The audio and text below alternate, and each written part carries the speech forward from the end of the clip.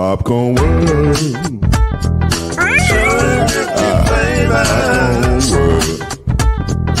Popcorn world. Yeah.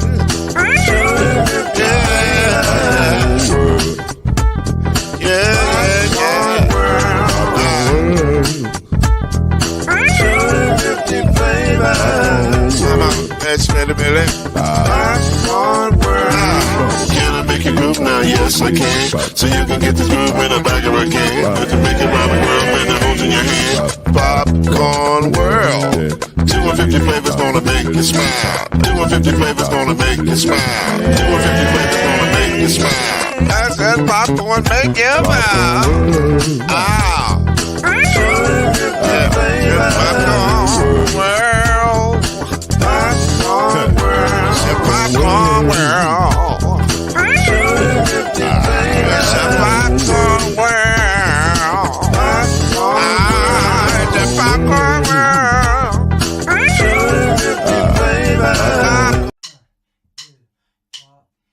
You're now listening to BLEAV in the ACC with Heisman Trophy winner and Florida State legend, Mr.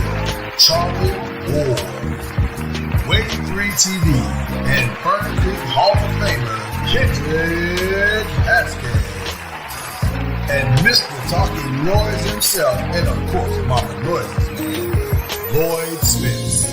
And now, it's time for BLEAV in the ACC.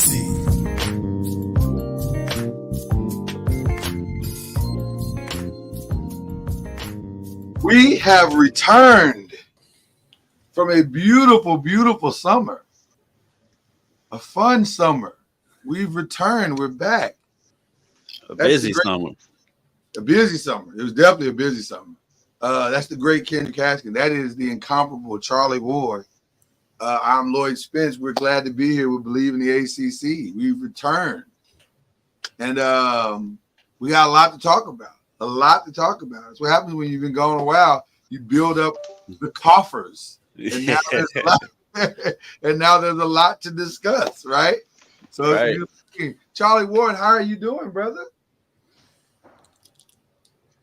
I'm doing well. Just back from your world travels? Still traveling, but travel never stops for Charlie. It's been a whirlwind tour, but it's been good though. All good things happening. All good things. All good things. When you go on vacation, I'm not gonna out you, Charlie. If you're not Instagram friend with Charlie, then that's your fault. He's a great Instagram follower. That's your fault. Right.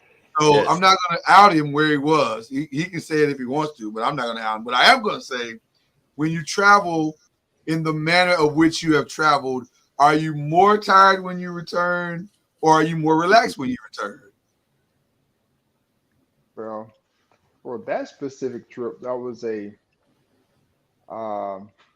family vacation, which Right. We were able to go with a family of ours we met 10 years ago when we moved back to Florida. Okay. And so they've been really, really good friends. Our kids have kind of grown up together. We were missing Josh, but we grown up together. And so it was our word, what we call it. They're the birds and we're the ward. So we call it word. Family vacation, 10th anniversary. And Nice. It was in Trinidad and Tobago where our sister Michelle, she's from there. Oh, Oh, okay. nice. It was good to be able to go and see where she grew up and meet her family and just get a chance to spend time with them. So it was pretty cool. All right. Never been there. I got to ask this question before we get going here. I have to now since you said that. There is like tension and beef between the Trinidad Tobagians and the Jamaicans over whose oxtail rice and peas is better. Were you able to have oxtail rice and peas in Trinidad and Tobago? And by comparison, have you ever had it toward. Now I know you got the vegan thing, but you can't go to Trinidad and Tobago and not have oxtail rice and beef. You cannot do that. Have you met Charlie Ward? I have, but Charlie, come on now. You gotta. It happened. I mean, it happened. I didn't eat oxtail, so You did or didn't? I did not. Told you. I said, Okay, have you met I'll leave it Charlie alone. Ward? I'll leave it I was alone. in the- I'll leave it alone. I was in the room. You're in the room when it got When it started. happened. I was in the room when it happened, but I didn't indulge. Charlie is not going to succumb to your peer pressure to eat meat. So listen, I'm all for it. I'm here for it. I love the discipline. I actually love the discipline. Okay, well, what was the reaction in the room? Then I'll ask that question. Well, most of the food there, of course, was authentic, and so it was all good. Nice. You know, burgers, the doubles. I mean, doubles was like the popping thing. People had stands all over the place for those doubles. They were everywhere. We were eating fruit, mangoes, Oh, can you imagine a mango off the island? star fruit. Yeah. Yeah, so it was pretty much coconuts. So had to have coconut water. That was Yeah. something Oh, that yeah. was thriving to make sure that happened. So we were going near and far trying to find good coconut water. So it was pretty cool.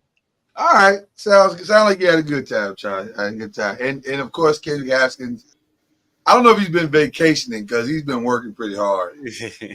I actually did. Like when the PGA Championship ended that Sunday at 7:00 that night, I was on a flight for Florida at 6:00 that morning. So Okay. yeah, we went down to Marathon, which is in the Keys.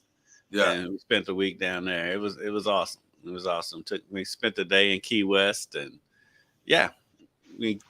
Word to the wise though, don't try to drive back from the Keys on Memorial Day. Not the best idea in the world. We got it. We got it. No, that 2-lane highway is not built for traffic. Even though it's wide enough to have more than 2 lanes. It's dumb. Some lessons you learn on your own, and some lessons you learn vicariously through friends. This is one I'm learn through friends. Okay. All right. Well, listen. There's others that are, I wouldn't call what other people are doing today or this weekend vacation, but they're definitely having an experience, and it is Charlie Ward's Seminoles.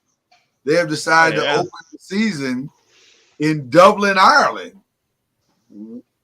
Charlie, I'm hoping you're familiar with this situation. How did this happen, and why did they? Is it because of the Notre Dame foul? No, they're not playing Notre Dame. They're playing Georgia Tech. So how did this happen? But I think I don't know. I don't understand it because the two teams are like 4 hours apart here. Right. So, but I mean, I understand it.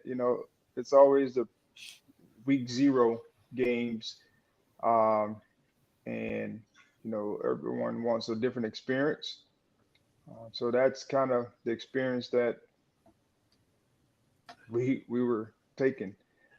So of course there's money probably involved for this opportunity. But it's a great opportunity for FSU and Georgia Tech because you get a chance to be the first game, big game, I should say, of the year, which is, very good. Most times you have the solid games that are at a neutral site. They come a little bit later, but for us, it gives fans an opportunity to go to Ireland, which they seem to be enjoying themselves there. And everyone was excited about going. So it kind of achieved a lot of different goals that they had set for this to be in Ireland. And then there's some type of coalition that they're trying to form between Ireland and FSU probably ACC is involved in there somewhere as well. So I just think it's a win-win. I mean, I don't understand it playing Georgia Tech. I could see like someone else, but Right. since it's a conference game, you have to go with the flow and make sure that you're putting your best foot forward, regardless of where the game is being played. I figured that college football was doing the country of Ireland a solid after they sent Northwestern and Nebraska over there. This is an apology. We're gonna send over a good team with some stakes on the line for the ACC. Yeah, it didn't work well last time. Yeah, and I kept thinking in my head when I heard about the game, I kept thinking, that's why I keep thinking, I can't for some reason shake it, like, oh, they're sending Notre Dame. It's gonna be Notre Dame and Florida State, and I kept thinking the whole time, and then I realized it's not Notre Dame, it's Georgia Tech. I'm like, Georgia Tech, that's a weird pairing, but okay. I mean, I don't know. It's a weird. I wonder how they both feel about losing a home game or a potential home game. Florida State didn't lose a home game. It was Georgia Tech that lost. It's a Georgia Tech. Georgia Tech. Georgia Tech is losing a home game. Right. I'm sure they're thrilled about that. Being that wins don't come that easy in Georgia Tech, so. Hey, you got to think for Georgia Tech, that's 2 years in a row where they opened the season not at their stadium. Because, last year they played U of L. Granted, it was in Atlanta, but, I mean, it wasn't. Does Georgia Tech have that kind of following? Like, people follow Georgia Tech across the country like that? Or across the world like that? Apparently. I mean, it's the game I heard was sold out. It's like 31,000 seats, I do believe. And wow, I know Florida State had about 17,000 people supposedly going. So I guess there is a following for Georgia Tech. Apparently so. Wow. All right. Well, I mean, like I said, I was a little shocked that it was those two teams, but should be an interesting game. And listen, I'm all in on football being back anyway, so it doesn't matter to me. Like I'm ready to see something competitive. Yeah, because I can't watch the preseason. Yeah, the preseason has been wow. It's been a lot, and then listening to our media brethren trying to contrive stories of interest about the preseason is even more tiring.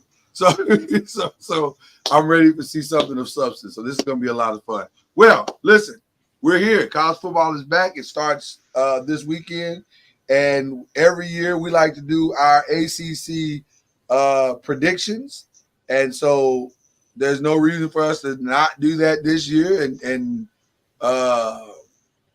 bring you into that world again and tell you what we think, as they say. So I always get excited about this because I don't know. We do pretty good with predictions on this show as far as the bigger picture. But, it's funny, looking at the bigger landscape of the ACC this year, I got to be honest with you, it feels like the ACC is going to be top-heavy, meaning that whatever teams are going to end up being good, they're probably going to be very good in the ACC. And whatever teams are going to be bad, they're going to be really bad. And it's going to be like a lot of them. So I don't know. I'm curious to see what you guys think. So we can get moving here on our predictions or whatever. But we'll definitely need to start with the Seminoles. And then I always love the schedule releases and how they look. And the art and stuff. Right. So this is Florida State doing their thing. They got Georgia Tech, Boston College, Memphis. So Cal and SMU, which is a nice, friendly start, I would say, to the season. Should be. And then, of course, they go Clemson, Duke, Miami, North Carolina, Notre Dame, Charleston Southern, and then ending the season with Florida. So, guys, your thoughts on Florida State's season and what it looks like? predictions. Charlie. I mean, it's I know I know they would be prepared to win every game because of the talent that they have, and people are, of course, when you lose, the talent that we lost off of the team that went 13-0. Right. And There's should have played always for the national championship. I'm sorry. I'm not over it. and they have people that players that came in to replace them, and some other guys that's going to need to step up. One of the things I do know we have is we will have a solid defense once again. Mm-hmm. Yes. Yeah. That was the thing that carried us at the end of the year for the most part. But they were pretty solid all season, which gave us the opportunity to win a lot of games. And so that's always, easy when you're trying to accomplish great goals. You got to have a solid defense. Right. And I think we're very good across the board, with depth and what have you. Just hope we don't have to test our depth very early. But we do have quality depth there. Offensive line, pretty solid as well. A lot of guys returning from last year, which, as we know, they had a really good running game. The running back room is solid as well. The addition of the Williams player that came from Alabama. Mm-hmm. He's actually really good. And then you got LT, and then they have some younger guys that they'll be throwing in the mix. And so the backfield is pretty sound. Tight end room is probably sound. Just we're going to have to see, what they're going to muster up. They have some guys in that room that has played, but I don't know if that would be a focal point. But they will be serviceable, play their role. One of the biggest question marks is who's going to really step up and be the go-to guy in the wide receiver room. Right. Big loss in Keon Cole. Yeah. Yes. And so that's kind of what we're going to be waiting to see. Because from a quarterback standpoint, I do believe DJ and Brock and Luke will, be good enough to win football games consistently. And the DJ you're speaking of is DJ Uiagalelei. DJU. It brings me great joy to be able to. I've spent 4 years of this show pronouncing that name, and it brings me great joy every single time. Our nightmare has returned. Our weekly nightmare of Lloyd saying his name has returned. DJ. One last ride. But the thing is, a lot of people are these first at least 3 games are going to be really, really tough. Georgia Tech, Boston College, even though, we're playing them on Monday night, November 2nd, they're still going to be tough. And Memphis. A lot of people are looking at Memphis, but they're picked to win their conference and also be the member to represent the group of 5 in the college football playoffs this year. And that's that Coach Norv would schedule that game. Being where he came. I was just going to say, especially that early, because that is the definition of a trap game. That Memphis is not. That's their early bowl game, and they know it. That's their first playoff game, and they know it. So they're coming both guns blazing. And I would imagine that Memphis crowd is going to be in the building because that's not that long of a trip that they can't make it for a weekend. So, well, regardless of where you played it, that type of team, I mean, it's going to be a tough game. So Absolutely. it's probably best to get them early. Yeah. Um, Oh yeah. then Yeah. when Yeah. the- Yeah. And both teams should still be relatively healthy. So yeah, So- I mean, Right. So do you guys have a prediction for this season for the Florida State Seminoles? Either 9-3 or 10-2. Okay. yeah, I can get with that. I agree with that. I'm leaning more towards 10-2, to be honest with you. Because I think the three toughest games, of course, are Clemson, Miami, and Notre Dame.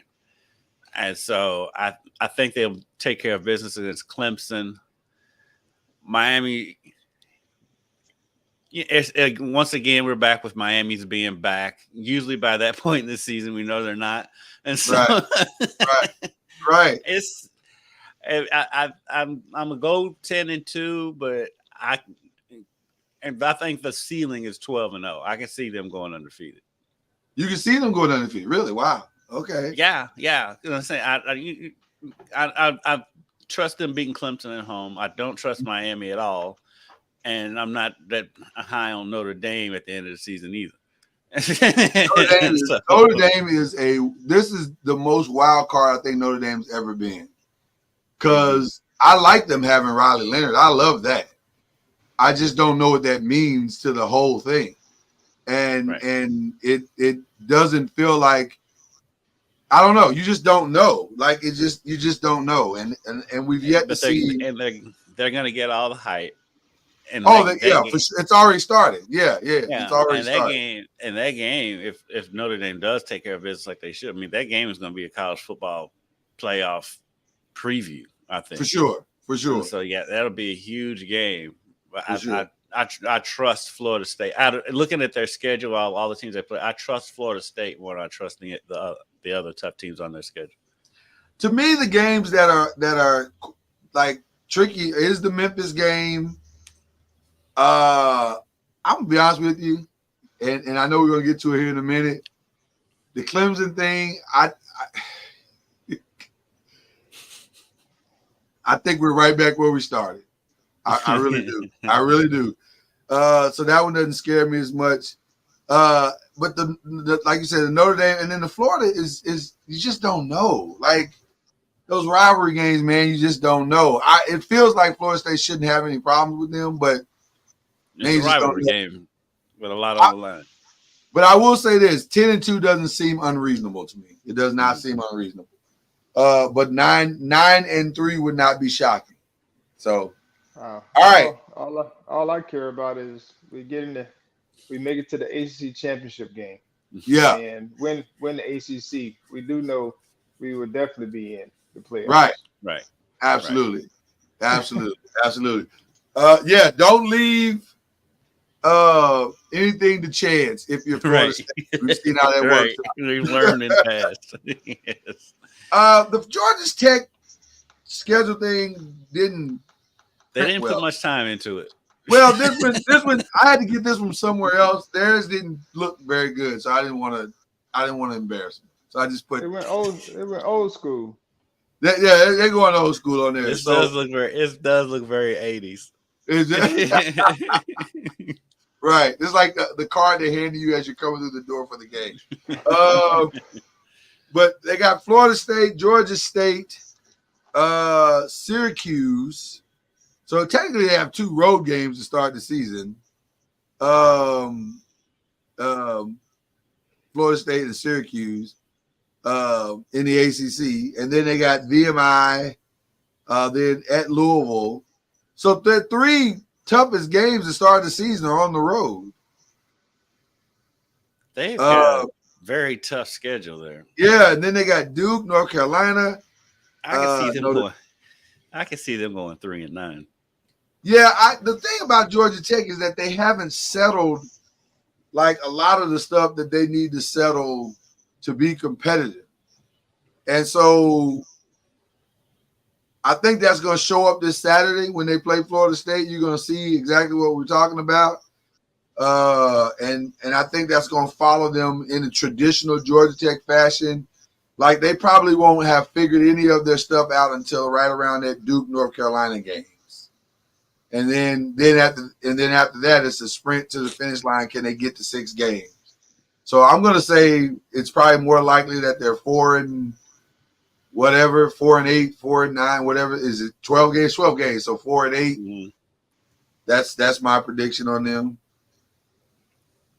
Because looking at the thing is with them is like, they're still kind of building, so you don't really trust them on the road. So you look at the home games as the wins, but then look at their home games. Yeah, the home games are rough. Home games are brutal. Rough. So. Yeah. I only see. I think Syracuse could be a win, maybe only That's because that's because that's a toss up. The VMI should be a win. Obviously, the Georgia State should be a win. And then I think Duke is going to fall back to a new reality, regardless of who their coach is. I know it's Manny Diaz, but I just don't think they're ready yet. Like Malik Murphy. Go ahead. They're not ready. They're not reloading. They're rebuilding. Not yet. I like having Malik Murphy, I think, but I don't know what Malik Murphy really is. That's the question, because there's a reason why he left Texas. So now they definitely had a crowded quarterback room. So I was gonna say that's the reason why he left. That's why he left. I mean, right. They definitely had a crowded quarterback room, but that also might be. With the backup quarterback's getting more NIL money than Brock Purdy's getting paid in this San Francisco 49ers. Isn't that something? Brock Purdy is grossly underpaid as a professional. So I don't know. I'm going 4-8. What are you guys thinking? I'm going 6. I think they can win 6 games. Oh, okay. Really? Yeah. They're gonna beat somebody. I think they're talented enough. Like NC State, North Carolina, Duke, and then you got VMI, Georgia State, and then they're going to have to beat, hopefully not Florida State, but like Syracuse, or Virginia Tech, North Carolina. One of those teams, 2 of those teams to get there, which they're capable of doing, I do believe, if they stay healthy. But I can see them probably winning at least six games. Okay, all right. I'm not quite I don't think they're that bad, and we'll see. Mm-hmm. We'll see that here on Saturday. I don't even feel like it's that. I know it sounds like I'm being negative, but I don't even think it's even a thing where they're going to be that bad. I just think their schedule is that tough. I say and they're going to be a young team, and when you look at with young teams, you look to win most of your games at home, and their home schedule is tough with Notre Dame, Miami, and NC State there, and so I think I can see Charlie. I can see the 6 wins, but I'm going to lean more towards 4. Yeah, the 6 seems ambitious, but I wouldn't be shocked. I wouldn't be shocked if they won the 6. Right. So yeah. All right. As we move right along, speaking of the Duke Blue Devils, they are. That's nice. That's nice. This is very well put together. Shout out to Duke for this one. So they opened the season with Elon, and then they played Northwestern. Is that a rivalry? And I guess in academic circles, that's a rivalry. That's a great debate club rivalry. Right. Listen, in the debate club, this would be. Or broadcasting, this would be a huge rivalry. This is massive. Then they have Connecticut and Middle Tennessee. So a nice ease into the season for them in those 4 games. You think they can very well be 6-0 going into that Florida State game and haven't played. Listen, well, but again, that's if you trust Manny Diaz. I don't know if I trust him. There is that part. Right. So it gets a little. It's not a horrible schedule though. North Carolina, they got Georgia Tech, they got Florida State at home, they got SMU at home. Then they got 3 out of the last 4 on the road with Miami, NC State, and Wake Forest. And then of course they got 1 home game against Virginia Tech. They They lost a lot last year. Or this year, rather. Yeah. But And they didn't make up the difference in the transfer portal. Yeah, but they've got the schedule to make up for it. Schedule's favorable. Schedule is favorable. That's the one thing that plays in their favor. The schedule is favorable. I can very easily see them being 6-0 going into that Florida State game, maybe 5-1. 6-0? Look at that. Elon, Northwestern, UConn's probably the toughest out of that bunch. At middle. I can see them being 6-0 coming into that game. All right. I don't know about 6-0, but I think they're in the same boat as Georgia Tech, North Carolina State. They're SMU. They're teams that are going to win games that they probably on the schedule.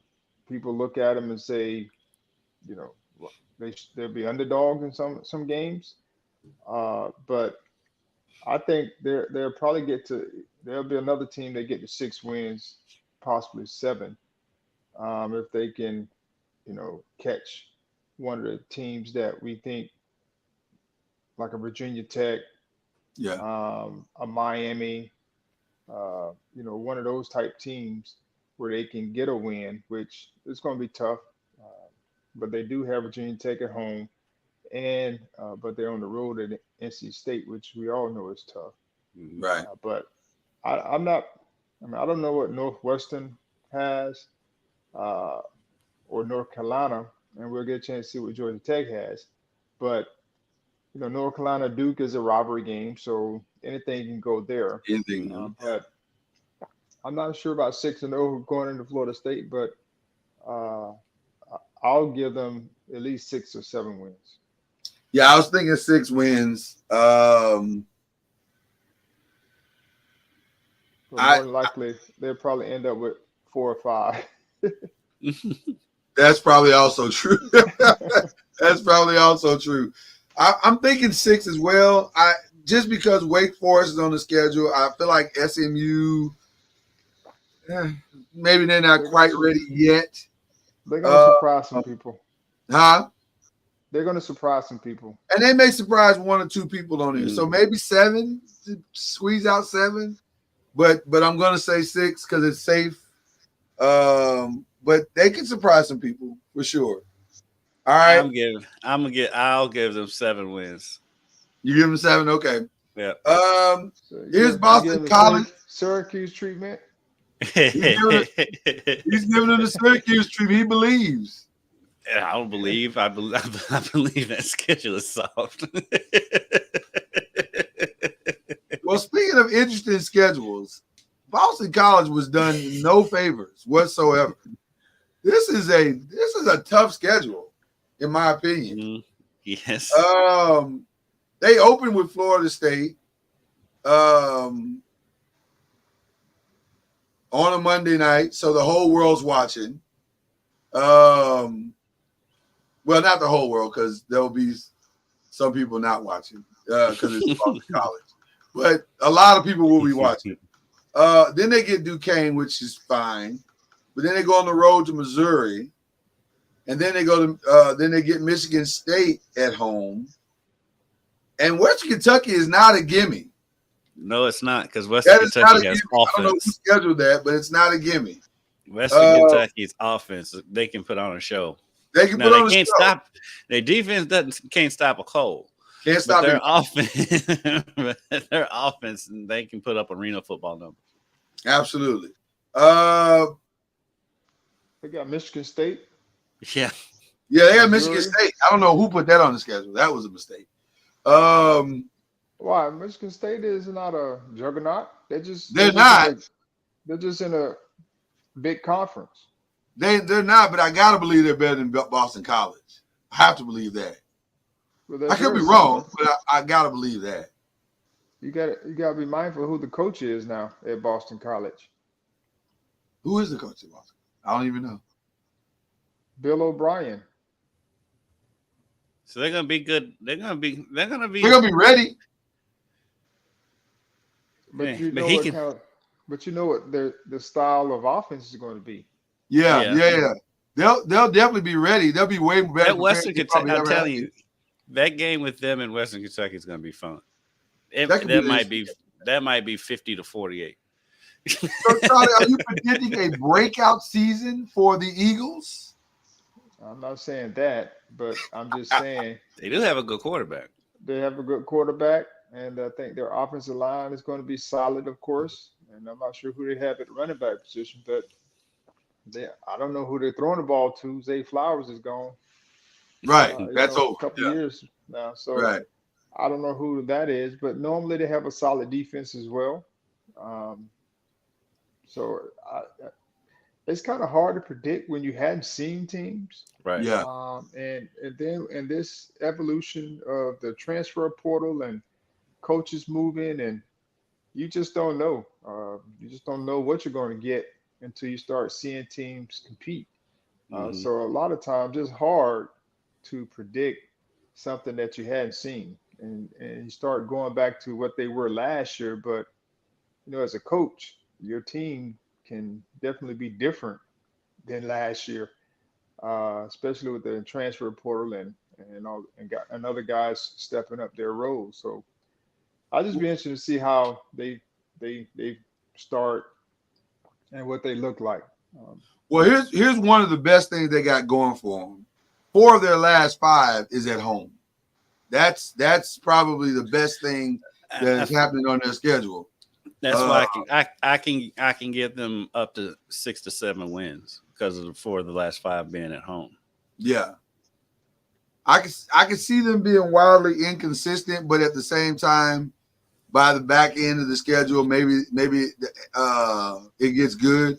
And then from the month of November, I don't know. I can see them sweeping that, possibly. Possibly. I mean, That that's SMU will be possible. tough, but yeah, I can see them sweeping that last month of the season. Yeah. So I definitely see them think at it's feasible. 6. I definitely see them at 6, possibly 7. Yeah, I'm with you. I can see them somewhere between 5 and 7 wins. I think I can give them 7, to be honest with you. Okay. Charlie, what you thinking on that one?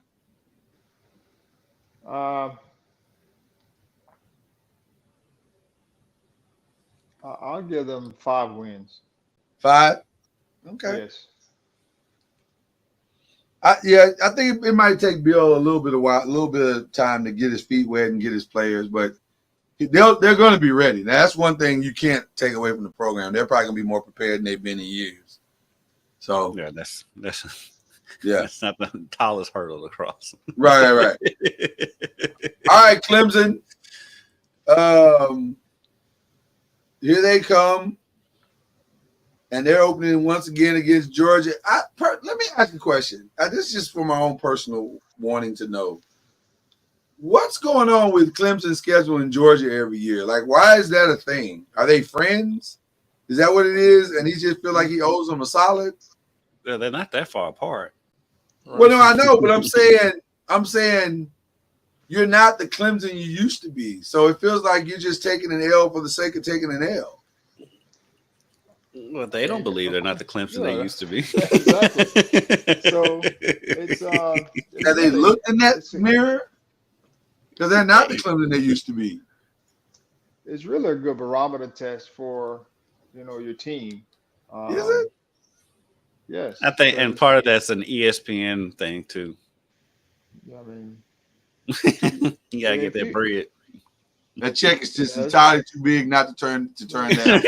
Right. but the toughest game is not the Georgia game; it's the App State game. Right. Oh, it's always the App State game because So to me, you the never know Georgia what they're game gonna is the Georgia game is you kind of want to get there and compete, play at a high level, see what your guys are made of. It kind of helps get you prepared during the preseason. But the toughest game is that App State game, to me, Okay. which is going to be the challenge for Clemson. And then they Well, got NC State at home, Stanford at home. Mhm. Then they play at Florida State, at Wake Forest. So, I mean, I can see them winning 8 or 9 games. I can see him going 10 and I can see him going 10-2. yeah. Oh man. Because the Louisville game, for one, they get it at home, and two, until Louisville beats them, I can't pick Louisville to beat them. And so, they've literally never beaten. They haven't Clemson. done it yet, right? They haven't done it yet. So looking at the rest of the schedule, outside of Georgia and Florida State, I think they can handle their business. South Carolina will be tough at the end of the season, but they do get that game at home. So I think I can see them going 10-2, 9-3 at the worst. Here's what we know Clemson's probably going to have. They're probably going to have a good defense. Probably. But here's what we also know they're not going to have.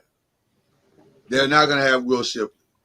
So they're flying without a net this year, I think, until further notice. And I think the quarterback that you hate takes a step. Did they bring in someone to help replace Will Shipley, or they just elevated I'm sure they brought somebody in. I don't know if they brought anybody. Well, they don't think they brought anybody in from the portal. I think they brought. They're relying on the young players. You know, they had a guy that spared Will Shipley last year in some of those games. And he played a lot in the bowl game, and I can't think of his name. Yeah, and he's not bad. He's not bad. So they're going to probably lean on that, hoping that he takes on the Will Shipley role. Because they're going to definitely try to run the ball. I think they're young everywhere else. And so it's a different world out here, guys. We don't live in that bring in your freshman. Come from? Well, right. It's a different world. That's how Clemson rolls, though. Huh? That's how Clemson rolls. They still roll like it's the same thing. Yeah, I just don't know if they can get away with we got the better 5 stars than you got better 5 stars anymore. I think some of this experience around the conference is going to show up, and they may pay the cost for that. So I'm on Clemson's website. I like the way they do their roster. If you go to the roster, because it's a nice big picture so you can see the guys. Okay. And, because a lot of them, it's just a little thumbnail picture. You can't really see what the guy. They've got a nice big picture, and you can see which number they are. I like the way they set that up. Kendrick, you said 10-2. You can see 10-2. Yeah. Outside of Georgia and Florida State, who else out there really poses that big of a threat? Maybe Louisville, but that game's at home, and Louisville's never beat them. Who else?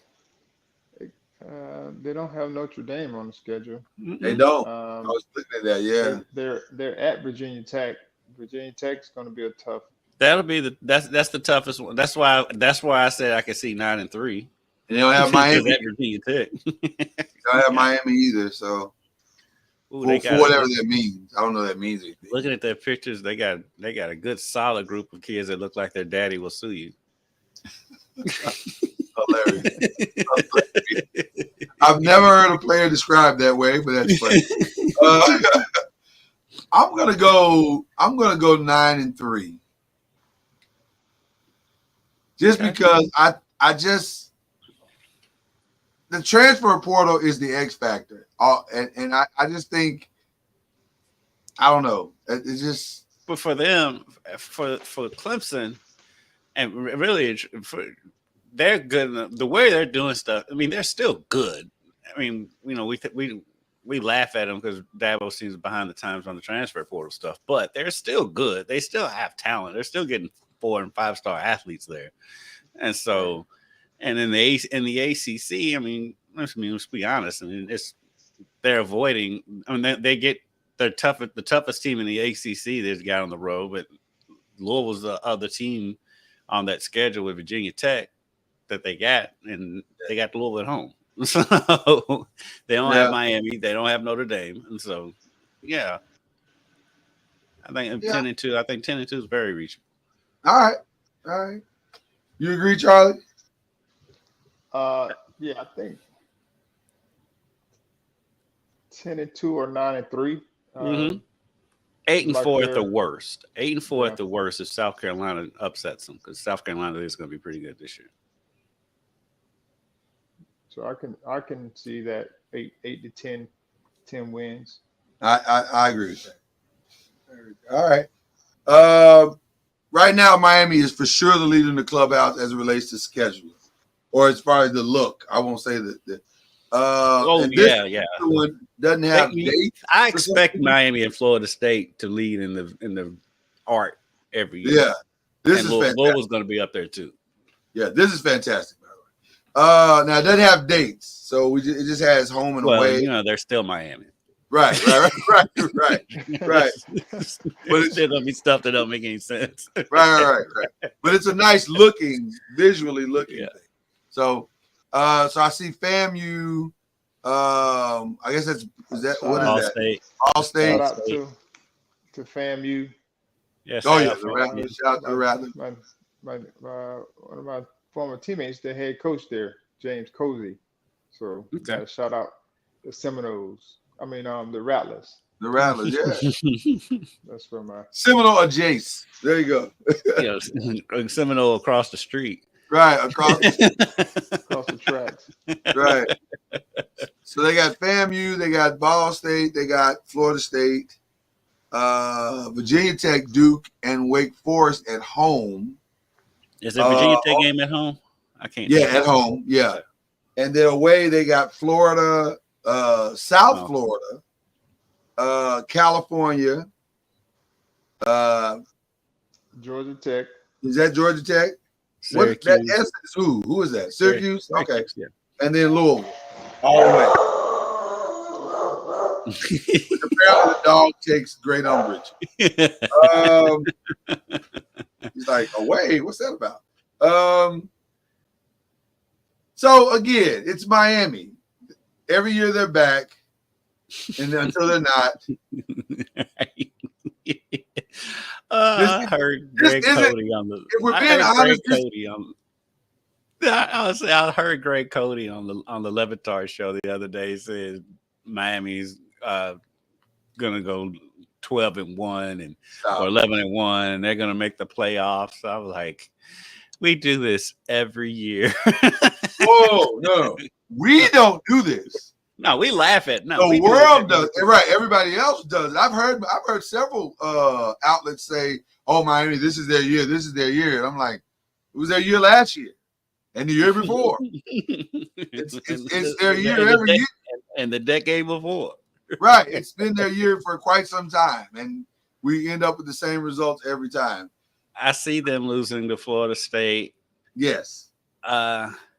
That Florida game, they opened the season with that Florida game. I think that's going to be telling, because we don't know what we're getting with Florida, and we really don't know what we're getting with Miami. I think Miami does win that game, but I do think they lose up here at Louisville. I think they lose in Louisville. And then they'll lose to somebody they're not supposed to. Well, speaking of that, I'm thinking traveling from Miami to California could be problematic, only because of that reason. Like, that's not a small trip. That's a huge trip. And I don't know, man. Miami's going to lose some games that they should not have lost. They do that every year. They lose 2 or 3 of those games. and I'm thinking that Cal game is one of those games.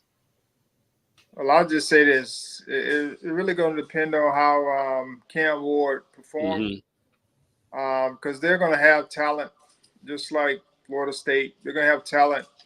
And defensively, I think they're really good. Their linebacker crew. Last year, you started to see them play at a level that we expected Miami teams to play. They should have beat Florida State. But they weren't unable to. They just didn't have a quarterback play, when it was all said and done. So if Cam Ward can stay healthy, I think they have a chance to, be in that 10-2, 11-1 conversation and plan for the ACC championship when it's all said and done. So they have that type of talent, and their defense is really good.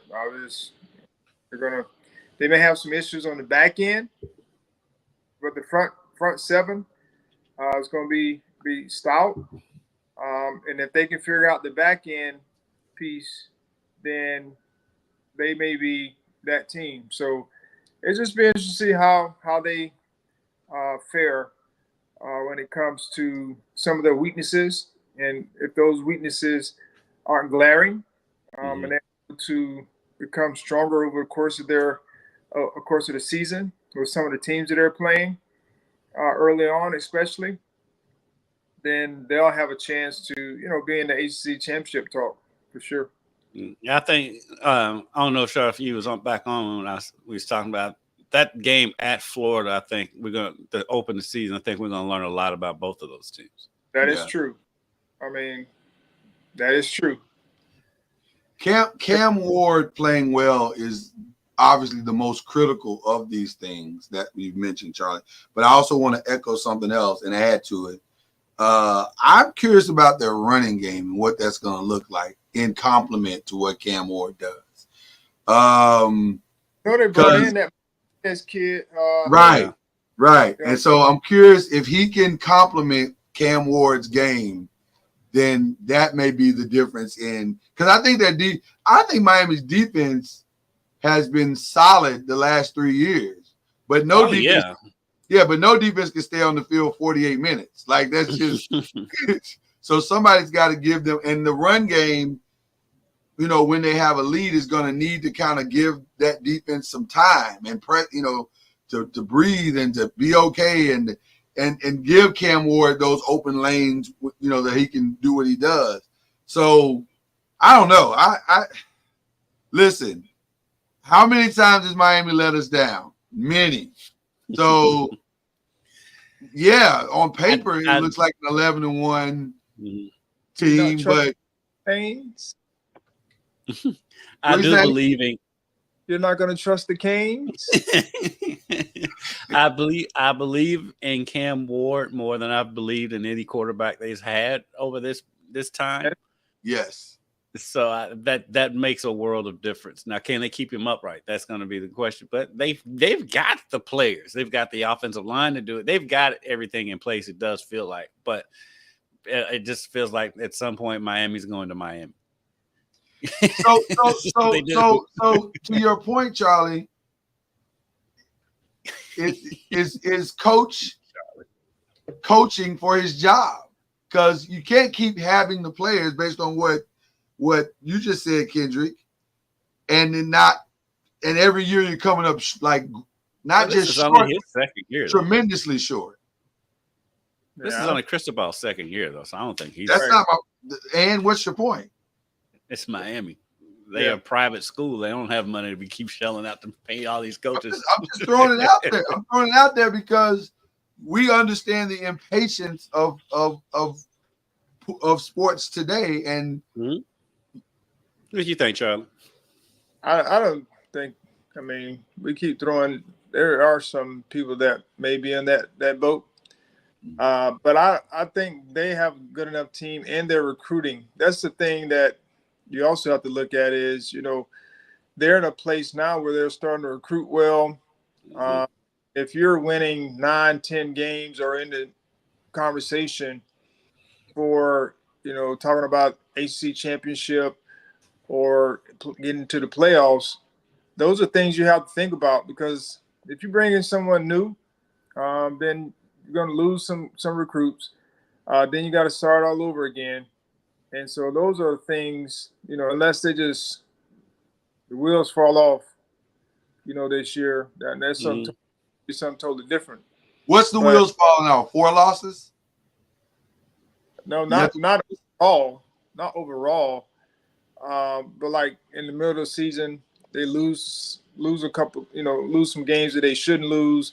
And the team has lost what, if they lose, like just for instance, if Cam Ward goes down, I don't know who the backup is, but it could be very similar to what they've experienced in the past, where their starter goes down, then they have to bring in a backup. Yeah. And Then all bets off at that point. Yeah.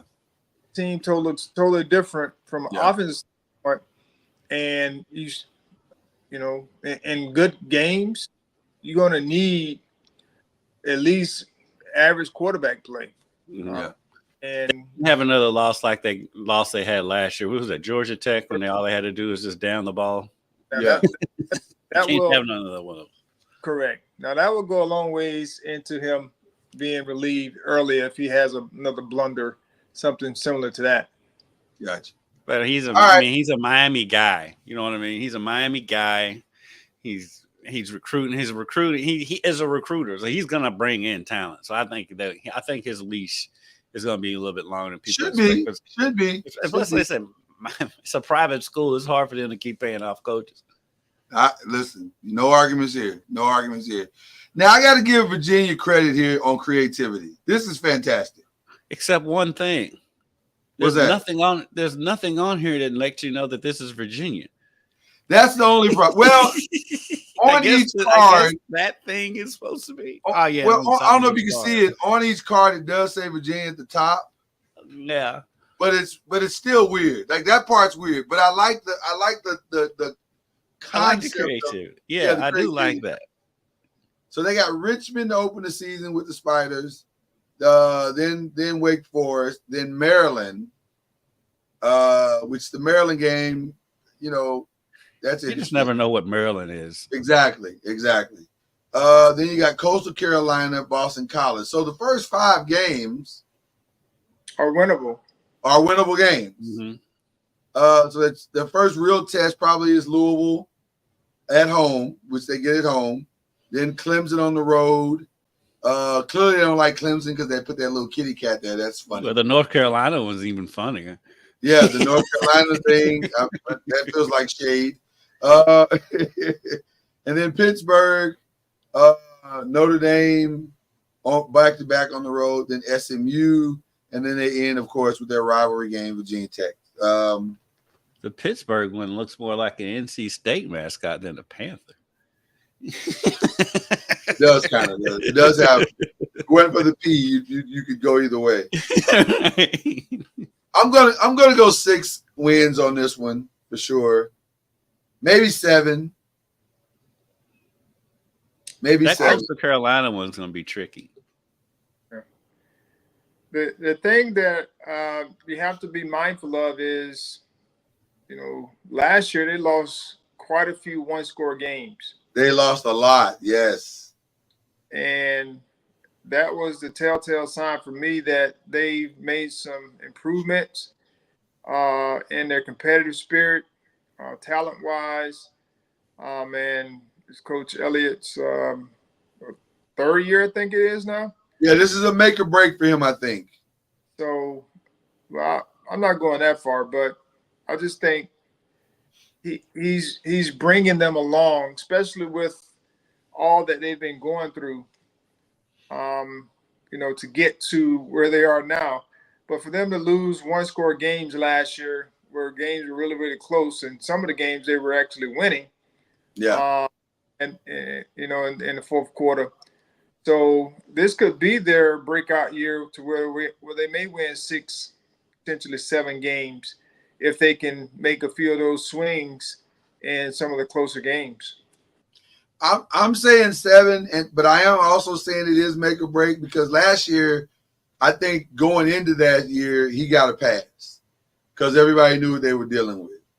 And I think this year, the dust is finally settled, and now you got to go back to playing football and winning. And I think he's set up for some success this year, though I think there are some gaps on the roster. It's still not so bad that they can't maybe make up the difference in the coaching and say, okay, we might not have completely the player we want there, but we can coach these guys up to get that 1 point we missed last year. So I think they get the 7 this year and they pull it off. Kendrick, what do you think? Yeah, I think at least 7. If you look at just looking at their schedule, just at a glance, just you know, not really knowing too much. It's only 2 games on there you really look at and be like, yeah, I just really don't see them winning that game. Of course, it's at Clemson and at Notre Dame, but the rest of those games are winnable to me for them. Because, I mean, like Charlie said, they had a bunch of one-score losses. I mean, they had U of L beat last Very year much in so. Louisville. Very much so. And so, yeah, there's only 2. So I could see them getting 7, 8 wins this season. Well, at the same time, though, those games are toss-ups. I can see them. I think that they're somewhere between 5 and 8 wins. Yeah. And also the quarterback. I mean, last year they brought in a guy that they felt comfortable with going in. He got injured playing with the true freshman quarterback who was a true freshman. I mean, he was dynamic, and then he was not dynamic. Right. He was. You know what he was, Charlie? He was a freshman. So he's inexperienced. I'll just say that. I mean, when you don't play, you gotta try and figure it out on the run. But he made plays, and also made plays for other team as well. So I think, if they can get him playing at a high level, because I think he may be the guy this year. Yeah. Anyway, then if they get him playing at a high level, he gives them a chance to win every game. I agree, 100%. I don't know what NC State was going for here. This looks incredibly confusing. And is that Tennessee on that second game? It is. It is Tennessee, but it looks like it's in Charlotte. It looks like the game is in Charlotte. That's why I'm all the way up on the screen, because I can't read it. It's a very confusing picture. Not sure why they went with a collage. A lot of teams do that, though. I've seen that a lot. Yeah, but this one's not great because like they're so condensed, like everything is so small, so you can't really see it. I actually had to add the stuff, the schedule on the side to kind of bring some balance to the picture because it wasn't making, like, if you pull that picture out, it doesn't get any better. So we had to put that on the side. So anyway, West Carolina to open the season, Tennessee at I guess technically that's a neutral site, but not really because it's in Charlotte. Then Louisiana Tech. So you say they got technically three home games to start the season before they go to Clemson. Then they get Northern. They've got a favorable schedule. They do. I was going to say. Play Clemson. They don't. They avoid Louisville, Florida State, and Miami, and Notre Dame. This is actually a really good schedule for NC State because these are all winnable games. Like, other than the Clemson, maybe, I don't see any game on their schedule that they can't win. I mean, they could get in the ACC championship game with this schedule. If the team is solid enough, I mean. So I guess we need to go back to their personnel. Like, they've had multiple quarterbacks. Yeah. They've had multiple quarterbacks leave and go elsewhere. So the question is, who have they settled with in that position? I don't know who the quarterback is this year. They normally have a solid defense. Yeah, they're always solid on defense. But they lost some key players. I think they have one of their linebackers coming back. I just know it's number 1. I think he's coming back. But they lost Peyton to the NFL. The player of the monster. That was a monster. Player of the year. He was their best player. And so they lost him as well. So it'll be interesting to see, what they have. I think they may be in that middle tier behind some of the top leaders, but looking at their schedule, they have a chance to be in the top tier. Yes. They 8 of their games are at home, and one of them and one of the road games is at Charlotte. I'll be honest with you, I can easily see them getting into the AC championship game. Like, it's not hard to see that at all. Especially if it's a chaotic ACC year where 3 games gets you there. 3 losses, I mean, gets you there. Because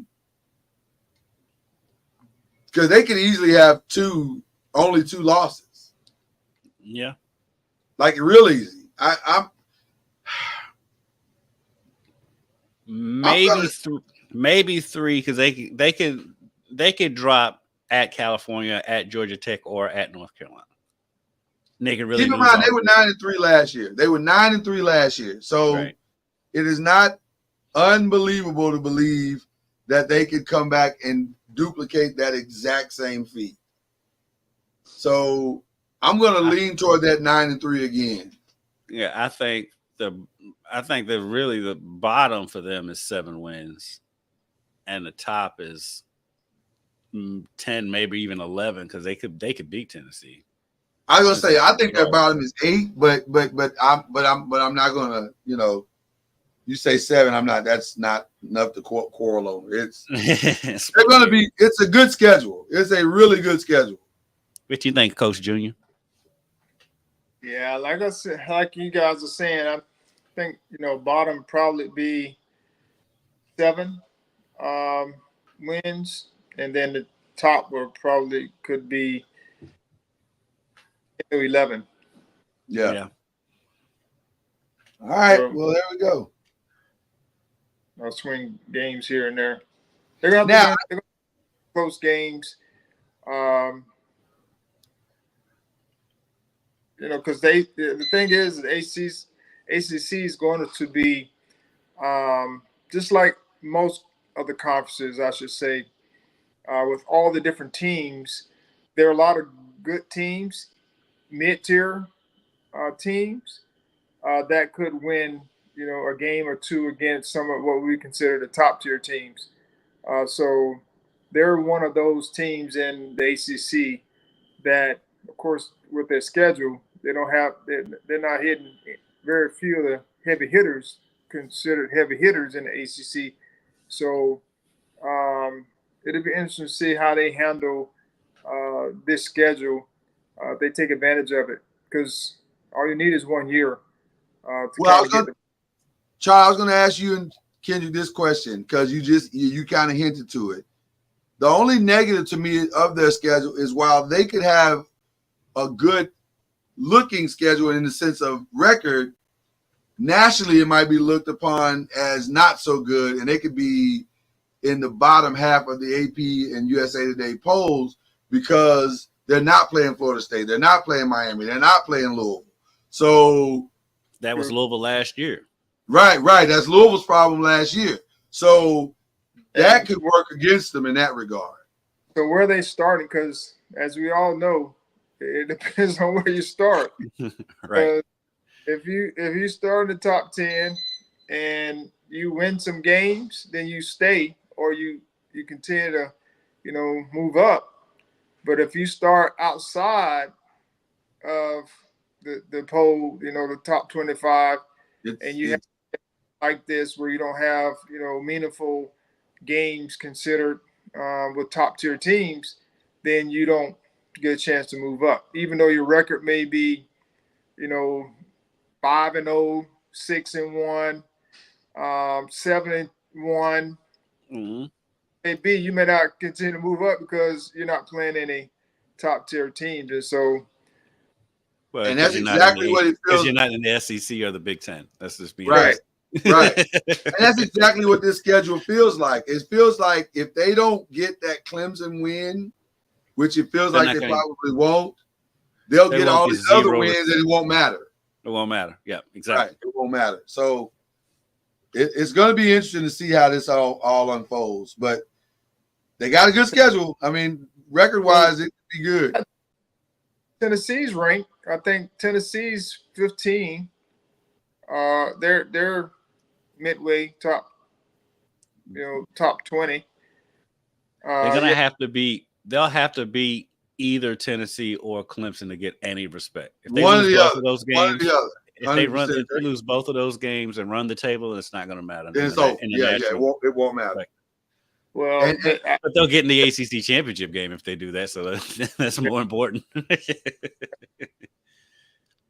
but so the other thing, I mean, the thing that we also have to be mindful of is there are other ways to get into the playoffs. yeah, And oh yeah. your conference. And so with that schedule, you just want to make sure that you're in the top tier of your conference, Yeah. be able to get into the championship game and have a chance to at least win the championship game moving forward. It looks like Carolina took that same frame of thought with their schedule. Yeah. This is there's a lot of front loading going on with these schedules here this year. Minnesota, Charlotte, North Carolina Central. James Madison and Duke does not sound like the juggernaut start to the season. Although the Minnesota James one Madison, is not a gimme. Minnesota's tricky. James Madison's actually tricky too. I would say that's that they need to be concerned about. Yeah. Because they had a tough time with one of those type of teams last year, and they had a top tier quarterback. I don't know if you remember. Yeah, James Madison was legit last year. Yeah. But 5 out of 7 at home is pretty good. And James Madison has a new coach. So back half of the schedule gives you Pittsburgh, Georgia Tech, Virginia on the road, Florida State on the road, Wake Forest, and NC State at home, Boston College on the road. The problem is that they got gutted a little bit. So North Carolina did. I mean, right at the top, there's no Drake May. So and his receiver, that receiver. I was gonna say the receiver's gone. So you don't know what you're getting. They got Brad Johnson's sons there. Okay. And one's a quarterback. Is he gonna play like his daddy? One's a quarterback, one's a tight end. I used to have 2 kids there. I didn't realize I had 2. Yes. Oh, you got 2 kids there. Wow. Okay. That'll be interesting. That'll be interesting. Yeah, this is another one I can see winning 10 games. We'll have to worry about chemistry issues there. I mean, it's another. You look at it and say they can win 10 games and will get 0 respect. Well, listen. Surely they're going to win 6 games for sure. Yeah, they're definitely a bowl team. Right, they're definitely a bowl team for sure. That James Madison game is going to, like I said, because James Madison was really good. They have a new coach. It's at home, but it's going to be a tricky game. Yeah, for sure, for sure. And that at Minnesota to open the season is tricky too. And then Wake Forest will give you one game for sure every year that you say, how the heck did they win that? And this kind of feels like that game. Even though it's on the road for Wake Forest, it kind of feels like that game. So I don't know. I'm going to say 8 wins for sure. I give them 8. Yeah. 8 and top off at 10. Yeah. And I think the basement for them is 7 also. Like NC. Well, who else we said? I think there's somewhere between 7 and 10.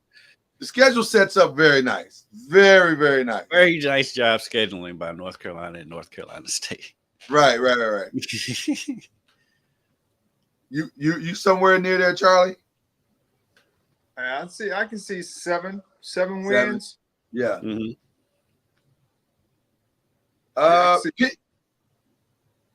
Go ahead. No, I said I can see 7 wins. Okay. And potentially 8 to 9 if they are able to, beat an NC State.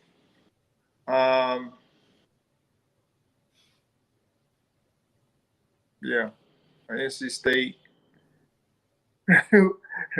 NC State I was giving them Georgia Tech. Georgia Tech's gonna be a tough out as well. Mm-hmm. Yeah. Oh yeah. Pitt kept it simple. They put one person on it, told him to hold the football, and said, "We'll just fill the flanks around you." They opened with Kent State and Cincinnati. West Virginia, which is always tough because that's a rivalry game. Right. Youngstown State, then North Carolina on the road. Then they go West Coast to Cali. Well, no, they stay at home. Sorry, they stay at home with Cali. They stay at home with Syracuse. Then they go to SMU. Then back at home, interestingly, for Virginia and Clemson back to back. And then they finish on the road with Louisville and Boston College. I don't know. Pittsburgh's tough to predict. One thing we know about Pitt, going to Pitt is no picnic. Right. So at that janky stadium, the janky turf. Yeah. Or grass, whatever that stuff is they play on. So other than Clemson, I could see them winning every one of those games at home. That would not surprise me. And I could see them getting up and surprising Clemson, to be honest with you. Right. Because Clemson, at Pitt at home, didn't they almost get them last year at home? Well, they was at Clemson last year, wasn't they? Okay, but I thought Pitt almost beat them last year. Am I off on that one? Well, let's see. I've got Clemson right here. So let me go check their schedule. Yeah, I feel like they almost beat. I could be wrong. Pitt surprised somebody last year. I know they got Louisville, right? They beat Louisville. Louisville had a ton of injuries that game, but yeah. Right. It was a crazy game. Yeah. Clemson's website does weird I'm stuff. I'm gonna go 1, 2, 3. While you're looking that up, 4, 5. I say 6 wins. I'm gonna say 7. What's that, Charlie? I'm giving them 6 wins. You going 6? Yes. I'm going 7 just because I think they're gonna get at least. Other than the Clemson, I see the other 1, 2, 3, 4, 5, 6 games at home going well for them. And then I think they sneak one more on the road, probably the SMU, because SMU in November is a pretty solid game weather-wise. They didn't play Clemson last year.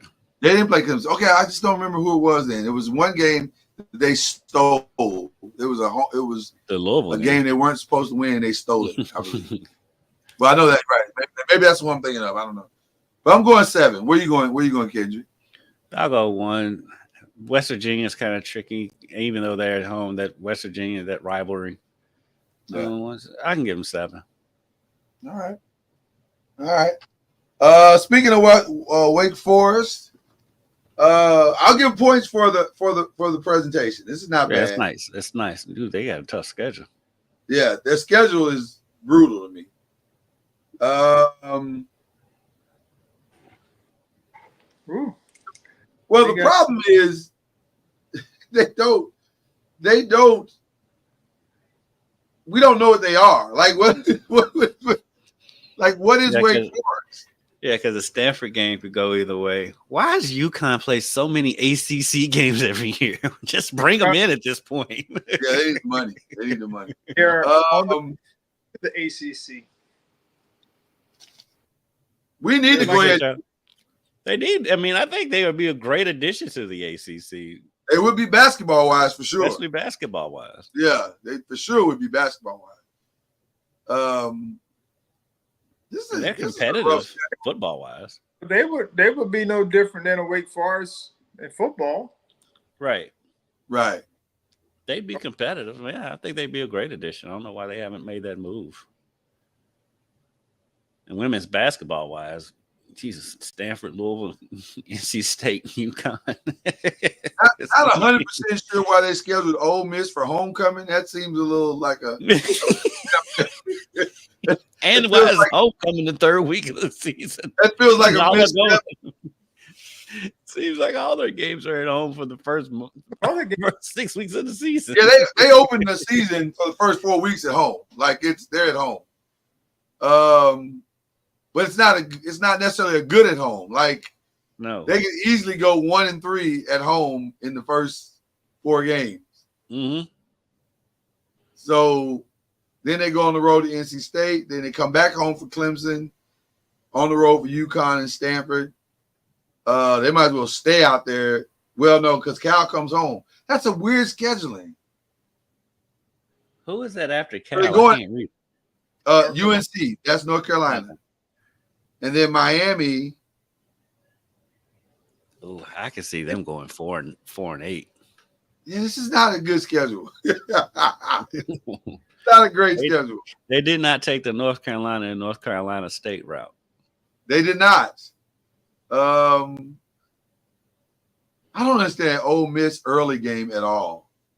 But we're gonna have to see them though, to see what they are when it comes to what their talent, who's quarterback, what they have around them, because the system is a system. I don't know if they changed it, but it'd be interesting to just see what they have this first couple weeks, or first week, and then they play Virginia September 7th.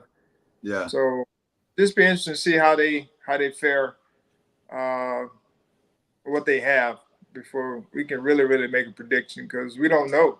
I mean, Well, I'll tell you what. Based on last year, based on last year, I think Virginia's a toss up. UConn's a toss up just because UConn has had success playing ACC teams, and I think Cal and Duke are toss ups. So if they can win all of those, then they're in business. Well, somebody believes in them because this is a tough schedule. Based on last year's assessment going into this year, this is a tough schedule. So somebody believes in them, and maybe they have gotten better. They are a cyclical program in that. Very cyclical, yeah. Yeah. So it could be this. Maybe they believe this is the year that it should come together. So I don't know, but I'm going to go 5 wins. I'm going 5. Yeah. So, all right, we got a couple more going here. SMU, welcome to the ACC. Right. I like the is Dallas on the jersey. I can't read it. Is it Holy Cross? It's got to be Holy Cross. Yes, I'm going Holy Cross. That feels like Holy Cross. All right, so they open with Holy Cross, BYU, TCU, and Florida State. All at home, by the way. All at home. they have a good home schedule. Yeah. To me, I think sleeper team. They're a deep. What did you say, Charlie? Sleeper team. Sleeper. Okay. Pick them as my sleeper team. Okay. I got a chance to see them play TCU last year, and they held their own. And then you watched them play the rest of the year. They were very solid. They were a top tier team in the American Conference last year. They represented the group of 5 well. So I see them making a big jump. They have the potential to make the biggest jump quicker because of the resources they have from Dallas. And Hughes are rich. They have great alumni. So they have a history of great alumni. NIL is not going to be a problem. Most of that great alumni did not play. They have a history of great alumni. They will have zero problem getting their NIL. There's a reason why they're paying to be in the conference, because they know they can make a move really fast. Not a problem. Yeah, just on basic tuition alone, it's not going to be a problem. SMU is a sleeping giant. I think we're catching them right now. Yeah, I think where they are right now is probably going to be their worst team in the ACC just because it's their first year. Oh yeah, they're a sleeping giant, and they're coming. And by the way, I don't know if you had a chance to see them. I have. Facilities are fantastic. Yeah. Fantastic. I mean, They're it's not. Texas. They're not going to be sleep for long. Trust me. Yeah. They're not going to be They're sleep for long. Texas. The death penalty is over with, and Yeah, what they they're gonna be just got fine. the death penalty for is totally legal now. Right. So they have history of knowing how to do this. So there you go. I can see them being 3-1 potentially, or 4-0, depending upon how they handle TCU. Coming to play Florida State coming to play them. Then they got Stanford, Duke, Pitt, which they can win all those games. Yeah. And they can win at Louisville too. Boston College and Virginia and Cal. They essentially can win all those games. There's only really their toughest game, of course, is Florida State, and they get that game at home, and you can imagine what that environment's going to be like. Both of them, because both of them should come in there undefeated. So yeah, that's going. And with the BYU, are they supposed to be good this year? Do we know? BYU's BYU. Yeah. Right, you just never know with them. Right. So, I was going to say they could be BYU. The BYU and TCU games are the two tricky ones as far as really seeing where they're going to be at. But yeah, I mean, I think once they get through that once they start getting on the road, I can see them getting 7, 8, 9 wins this year. Yeah, I think their bottom is probably 9 wins. Their bottom is Their 9. bottom is 9. Wow. Yeah. Okay. Wow. I mean, you look at their schedule. I mean, they can compete with all these teams. Yes, they can. Yeah.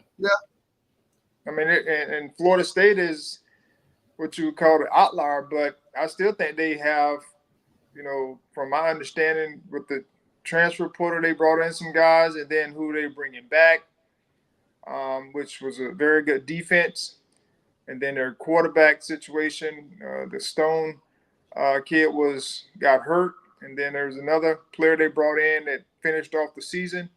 I wouldn't say he's a world beater, but he was enough to be able to help them, win the AAC. And so I just think their team, where with this schedule, they can win the majority of the games, or they'll be be competing in the majority of the games. I think we're looking at SMU as I think Memphis would be another team that would fit into a conference like the Big 12 or ACC, just because of their makeup. And I mean, they probably could fit in the SEC. I mean, Vanderbilt's in the SEC. Right. Right. You could argue Memphis is much better than Vanderbilt. So, I mean, you could potentially – I mean, Memphis could potentially be in the SEC if Vanderbilt's there. Right. Yeah. You could argue that SMU is much better than Boston College. Yeah. I mean, if we're being honest. Now, that may not be true this year, coaching-wise, but, like, roster-wise, it's not a far stretch. Yeah, not a far stretch. I'm going to go conservatively. You guys are like 9. I'm going to go conservatively 8, maybe 7. I think their bottom is 7. I think their highest 9 or 10. But I agree with you, Charlie, that they're not they're not a mid-major No anymore. That's over. They're now coming into that Power 5 thing again. So Stanford's was not very good either. We had to create something for them. So and their schedule, is not great.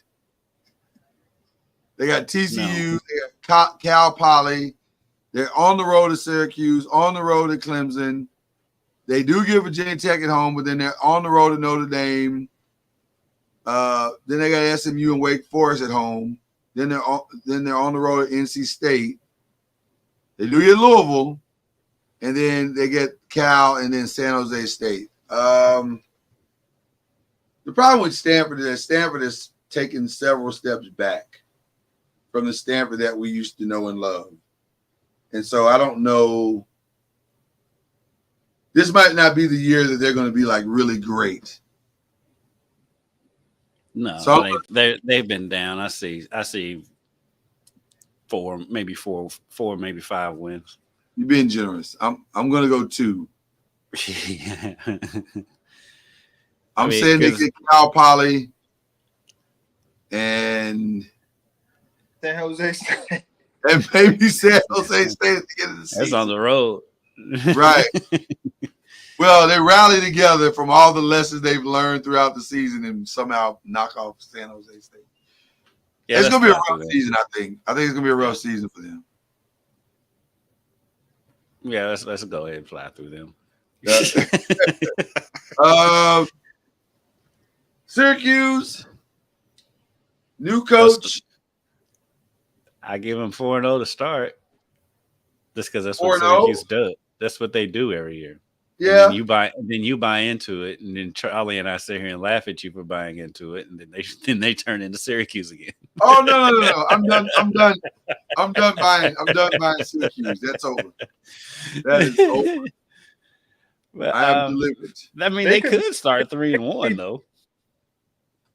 Right, they could be 3-1, going to Vegas, which is not an easy game, but they should be able to beat UNLV.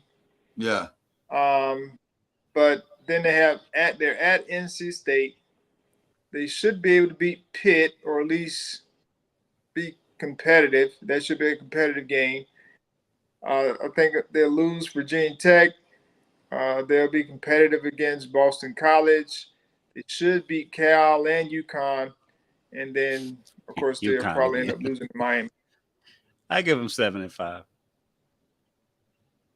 I've always given them 75. They've always let me down. Yeah, they're gonna lose to somebody. They shouldn't lose. 6 to 7. Yeah, I'm with Charlie on that one. I'm going under just because it's a new system, new coach, new everything. I'm going 5. You're a scorned lover. Yes. I am a scorned lover for sure. This isn't unique in the sense of what they're presenting, but it's so crisp. It is very nice. Crispiness of it. So it's very good. Is that Vanderbilt? Is that the way they open the season? Yep. That'll be interesting.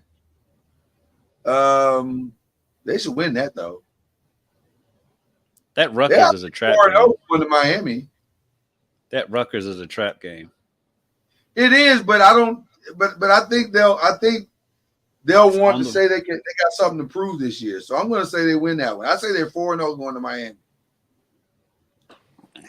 That Rutgers game scares me since they 4-0. Because I'm saying it's before they play the big game against Miami. And it's on the road. This is a throwback 80s right Virginia Tech game, Virginia Tech season. They're going to have tough games against Rutgers, Miami, potentially Georgia Tech, depending upon how they start, Clemson. I can give them 8 wins. Yeah, I can see 8 or 9 wins. Mm-hmm. Depending upon how their quarterback plays. If he plays lights out, then they'll probably win more. They could be in the upper echelon, 10 wins. I'm gonna go 7. I some of these games, like you said, scare me. Don't love the Rutgers game. Don't love the Miami game for them. I don't love the Georgia Tech game, from being honest. But they're playing that one at home, though. They're at home, though. You know how tough their environment is at home. I can see them losing to Rutgers and beating Miami, to be honest with you. I can see that too. But Georgia Tech, this is the kind of game that they sneak up on you in. I don't know. Yeah, I can see that. I still give them 7-8 wins. Yeah, I said 7. So I do like Virginia Tech though. I do like them. Yeah. So I don't know. Cal, a decent looking presentation. You know. It looks black and gold, even though they're blue.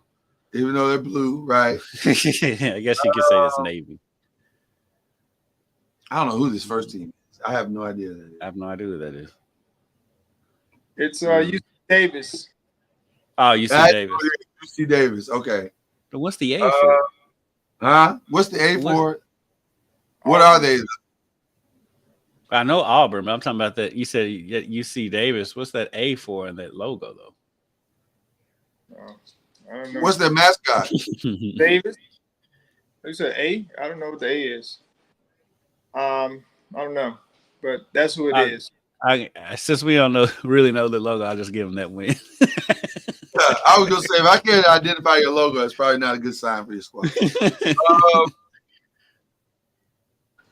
So they went Auburn the second game of the season. That's interesting. Yeah, because it's like home. They played them last year out there. They actually almost won the game. Should have won the game, I think, last year, but they lost it late, I do believe. But wow.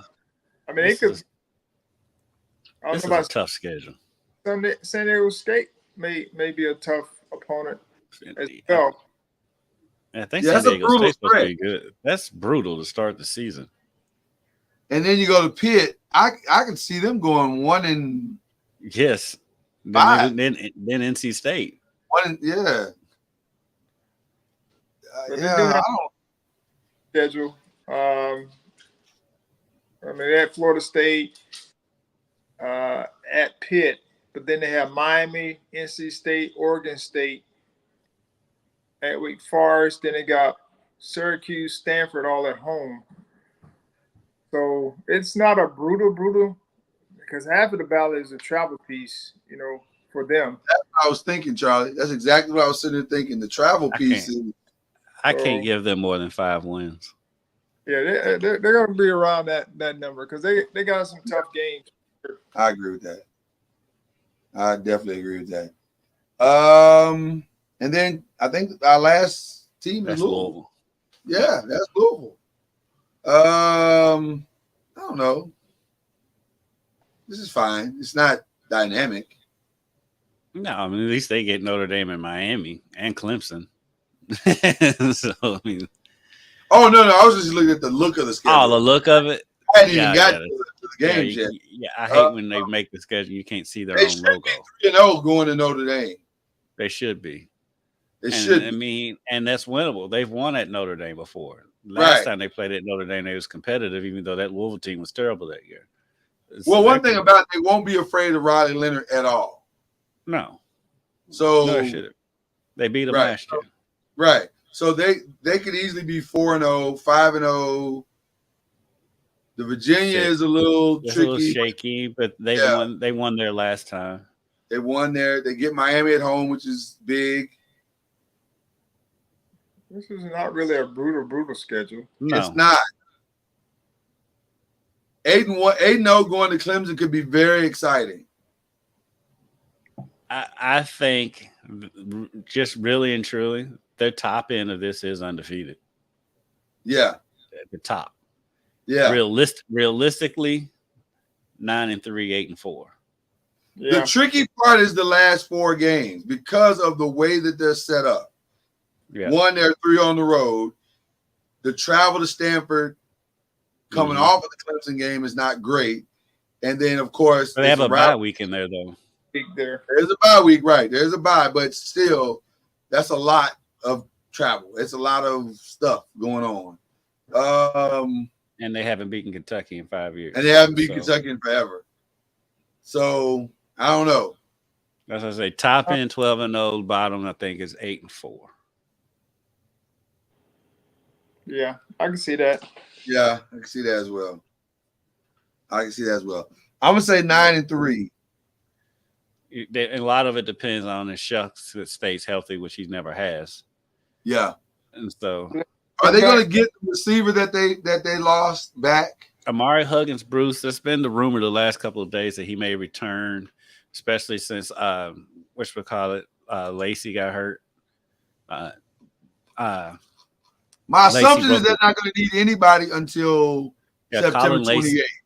Colin Lacey broke his collarbone over the weekend. Right. He's supposed to expect to be a big part of the offense. But he'll be back. We just don't know when.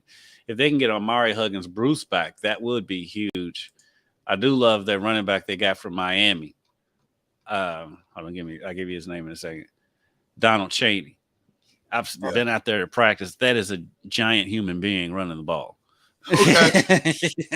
So strong at the run or pass, in your opinion? Well, they've got depth at receiver. The quarterback is the question because he's never healthy. All the accounts, he has the talent, but he's never healthy. And never healthy. He's not been healthy his entire career. And listening to them, we literally just talked to Brian Brom, the offensive coordinator, on Monday. They haven't settled on who the backup is, and they don't sound the most confident when they're talking about it. It sounds like Pierce Clarkson's most likely the backup. And if you've seen Pierce Clarkson, he came in with all the accolades, but he's small. And so that they got depth at running back, they got depth at receiver. They brought in a ton of tight ends, so they have to have depth there. Then on the defensive side of the ball, they got Gelati coming back, which I was surprised he came back. And so they should be stout on defense. And so they should be able to get through the season just fine. It just depends on Chef. Just out of pure interest and curiosity, why did Gelati come back? Because by all practical purposes, he was slotted to be drafted. Now, I don't know if he was slotted like high. NIL money / he can probably improve his stock. There's no rush. Yeah, there's no rush. Just like JJ Weaver at Kentucky. I was stunned when he came back. Yeah. There's a lot of these kids like that. There's really no rush anymore. There's no rush to go and from all the pre-draft stuff that I've seen, Gelati's looking like a surefire second to third, maybe first if he has a good season. I think if he has a good season, I think he can sneak into the first. Yeah, if he has a good season, he's the first for sure, first rounder. But because he's pre All-American, right? In a lot of publications. He's All-American, and then because I'm here, Deion Walker at Kentucky were both All-Americans. Yeah, so I can understand him saying, I'm not in a rush. Let me see if I can get my draft status up. Maybe we can sneak in and have a phenomenal season, and who knows. So that makes sense to me. But it was just interesting to me that he did come back because every draft board that I saw had him going for sure. Yeah. Not high, but they had him going. Yeah, he's a heck of a player. Yeah, for sure. He's gonna play on Sunday for sure. Yeah, for sure. All right. Well, that was fun. Real quick before we get out of here, your favorite thing that you saw sports-wise this summer? For me, it's easy. It's Steph Curry in the Olympics. That was. I didn't think I could be shocked by that guy anymore, but that was shocking. That was an unbelievable performance. Yeah, that was my favorite thing I saw. Yeah, there are quite a few things at the Olympics that was amazing, but I have to go with Simone Biles. She was my second. Her comeback from the last Olympics was tremendous, and just her performance in those clutch moments. She knew she was better, and she just went out and performed at a high level, and it showed. So that was encouraging, and just to see her husband, their support as well. Yes. So, he gets a lot of flack sometimes for just being Simone Biles' husband. Right. Which is so stupid to me. But it was just great to see her perform at a high level and show people that you can come back. There are times where we have mental blocks and not able to overcome. But to be able to come back and perform at a high level takes courage, perseverance, and consistency to believe in, our Heavenly Father, and then the work, two. Yeah. Super proud of Sha'Carri Richardson and her ability to overcome a lot of stuff that she overcame. super impressed with Sydney McLaughlin Leverone, I think it is her last name now. Lavroni. Lavroni, okay. I don't know why she just doesn't run the 400 outright. She is incredible. Like that 4x4 was insane. That was unbelievable. It's so crazy to see how it looks like she's jogging and no one is close to her. No one is close to her. It's just, that was like, what in the world? But my highlight was for sure Raygun from Australia. That will live in my mind. But she single-handedly killed breakdancing in the Olympics. Single-handedly. Well, it was only a 1-year thing anyway, but yeah. Oh she my gave God. everybody the ammunition. It was so bad. It was so bad. And what I love most about it is that she's still 10 toes down on what did I do wrong. I love it. Yes. I love it. I love that she doesn't see it at all. Right. Listen, Yes. if you're gonna be a legend in your own mind. There's nothing wrong with it. If you don't believe it, nobody else is going If to. you don't believe it, nobody else will believe it. So I love it. I thought it was fantastic. So anyway, those are our summer sports shout outs. So there you go. We'll hold off on predictions for next week. Everybody gets a pass this week. Plus, I think we're all gonna pick Florida State to beat. We're all gonna pick Florida State anyway. So it doesn't really matter. So we'll get into. What'd you say, Charlie? Go Nose. Go Nose. Go Nose. So with that being said, that was a lot of fun. We will be back next week to do it all over again. That is the great Kendrick Hatton. That's Charlie Ward. This is Believe in the ACC. And I hope you enjoyed yourself. Tune in next week. We'll do it all over again. You've been listening to Believe in the ACC with Charlie Ward, Lloyd Spence, and Kendrick Haskins. Please like, follow, subscribe, and share from the Noisemakers page on Facebook and on YouTube. And you can also listen to us on Spotify, Apple Music, iTunes, and wherever podcasts can be heard. And join us next time on Believe in the